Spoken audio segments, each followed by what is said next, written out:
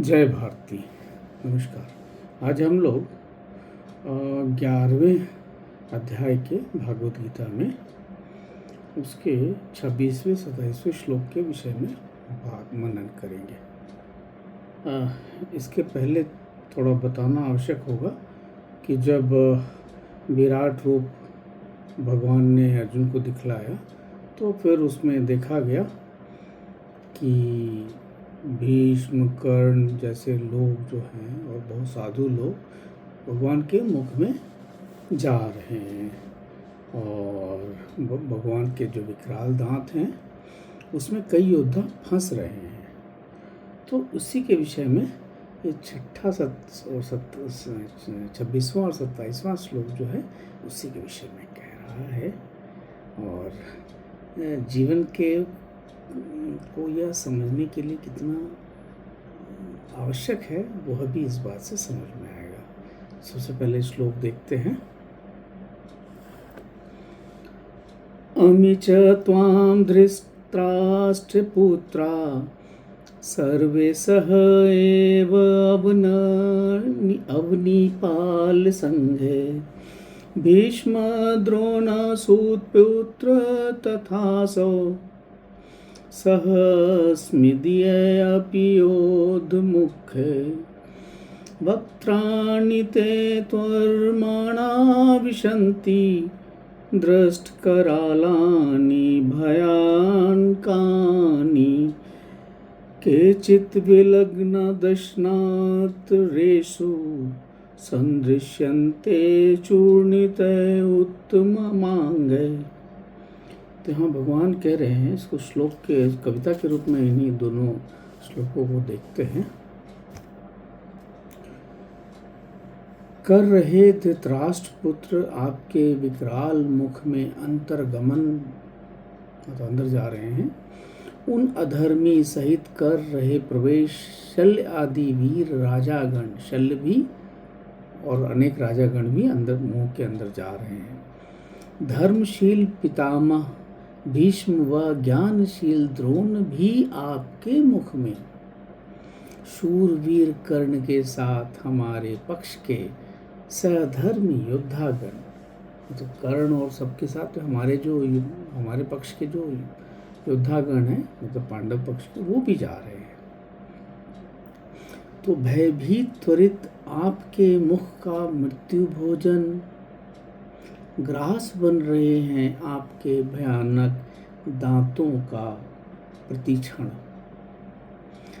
दिख रहे हैं। कई एक योद्धा अवरुद्ध मध्य तीक्ष्ण दांतों में, जो विकराल दांत हैं उनके बीच में योद्धा फंसे हुए हैं।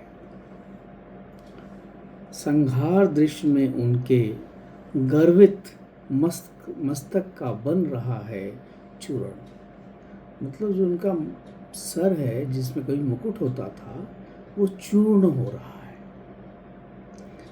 तो जब भगवान इसको समझाते हैं कि ये कितना बड़ा सत्य है कि अर्जुन देख रहे हैं कि धृतराष्ट्र के सभी पुत्र भगवान के जो विकराल मुख है उसमें जा रहे हैं।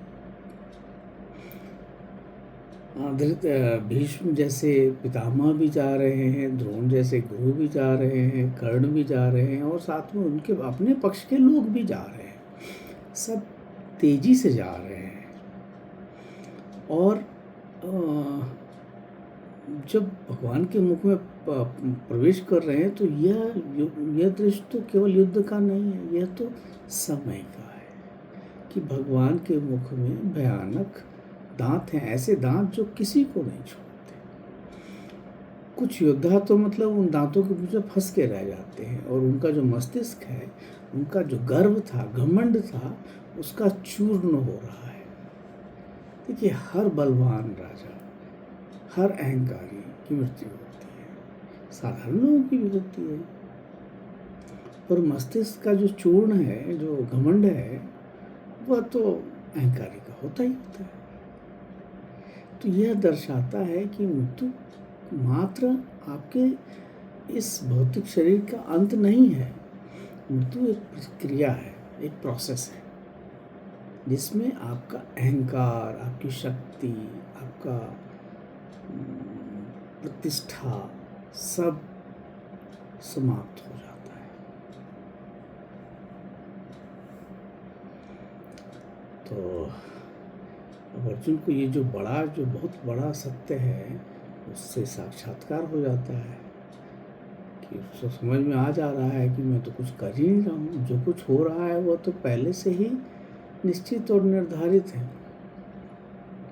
भगवान तो स्वयं कहते हैं ना कि मैं काल हूँ, कालो अस्मि लोक क्षयकृत, मैं तो काल हूँ, संसार का संहार करने वाला हूँ। और हम क्या सोचते हैं कि नहीं, मैं ये कर रहा हूँ, मैं वो कर रहा हूँ और मैं बच जाऊंगा। काल से तो कोई नहीं बच सकता, कोई नहीं।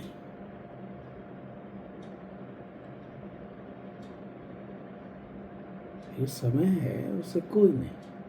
जब ये पृथ्वी नहीं बच सकती तो फिर जीव जंतु का क्या बात। काल किसी को नहीं छोड़ेगा, चाहे वो राजा हो, साधारण हो, भीष्म हो, द्रोण हो, कर्ण हो, धृतराष्ट्र हो, अच्छे लोग हो, बुरे लोग हो, सबको उसके विकराल मुख में प्रवेश करना है। और यदि आपके पास अहंकार भी है तो उस अहंकार का नष्ट भी होना है।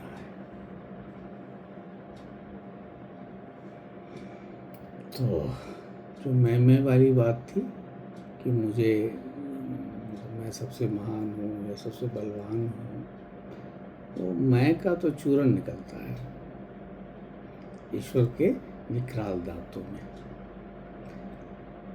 तो अब यही समझना है कि जब भी हम कुछ देखते हैं, युद्ध या आपदा या अचानक इस तरह का कोई चीज़, तो हमें समझना है कि यह काल का प्रवाह है, काल की गति है।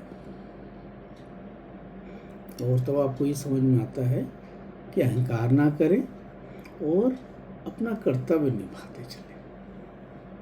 जो भी आप अच्छा कर सकते हैं वो करते चलें। तो क्योंकि अहंकार तो टिकना नहीं है, जो कर्ता भाव है आप में वो टिकना नहीं है। अतः सत्य को स्वीकार करना है। सत्य कितना भी कठोर हो, आपके विपरीत हो, सत्य स्वीकार करना है। तो भगवान का ये रूप डर तो लगता है, परंतु ये डराने के लिए नहीं है, ये हमें जगाने के लिए है कि हम समझें कि जीवन और मृत्यु दोनों ही तो परम सत्य का ही तो हिस्सा है। तो यही है 11वें अध्याय का, जिसमें विराट रूप भगवान दिखा रहे हैं। उसके बारे में यही मनन है, चिंतन है। तो इस बात को, इस वाणी को ही विराम देते हैं। नमस्कार, जय भारत।